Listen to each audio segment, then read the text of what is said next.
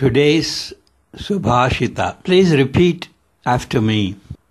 Shokasthana sahasrani. Shokasthana sahasrani.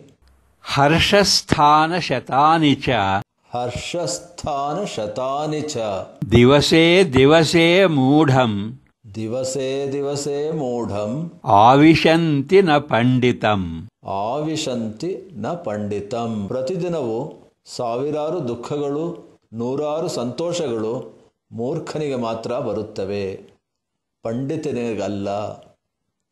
ಅಂದರೆ ಸಮಚಿತ್ತವುಳ್ಳವರಿಗೆ ಸುಖ ದುಃಖಗಳು ಬಾಧಿಸುವುದಿಲ್ಲ. It is only a dullard who is daily visited by thousands of sorrows and hundreds of joys.